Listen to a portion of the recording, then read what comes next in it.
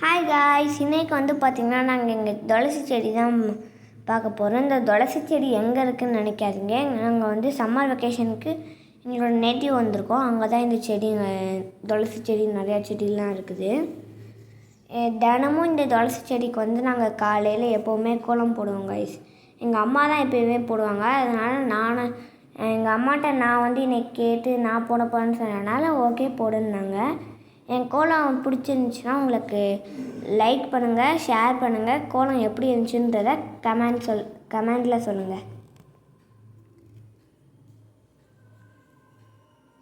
இந்த கோலம் பார்த்திங்கன்னா எப்போவுமே நாங்கள் துளசி செடிக்கு தான் கைஸ் போடுவோம். துளசி செடிக்கு அப்புறம் போடுவோம், அப்புறம் வாசல்லையும் போடுவோம். நாங்கள் ஆனால் எப்போவுமே துளசி செடிக்கு போட்டுருவோம். இந்த துளசி செடி பார்த்திங்கன்னா ஒரு 1 year 5 years கிட்ட இருக்குது கைஸ் அந்த துளசி செடி. ஆனாலுமே இன்னும் வாடி போகலை, அப்படியே நல்லா தான் இருக்குது. நாங்கள் தினமும் அந்த இதை டீ போடுறதுக்கெலாம் யூஸ் பண்ணுவோம், நல்லாயிருக்கும்.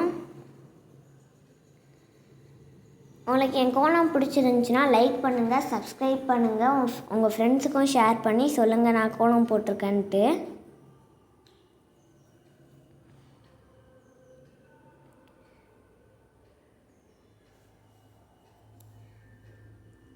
ஓகே, இப்போ பார்த்திங்கன்னா நாங்கள் எங்களோட வீட்டோட செம்பருத்தி பூச்செடி கிட்ட தான் வந்திருக்கோம். செம்பருத்தி பூ பார்த்திங்கன்னா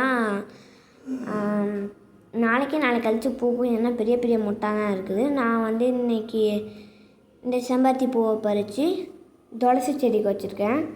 அவ்வளோதான் இந்த வீடியோ. உங்களுக்கு இந்த வீடியோ பிடிச்சிருக்குன்னு நினைக்கிறேன். பிடிச்சிருந்தா லைக் பண்ணுங்கள், ஷேர் பண்ணுங்கள், சப்ஸ்கிரைப் பண்ணுங்கள். பாய், see you next video.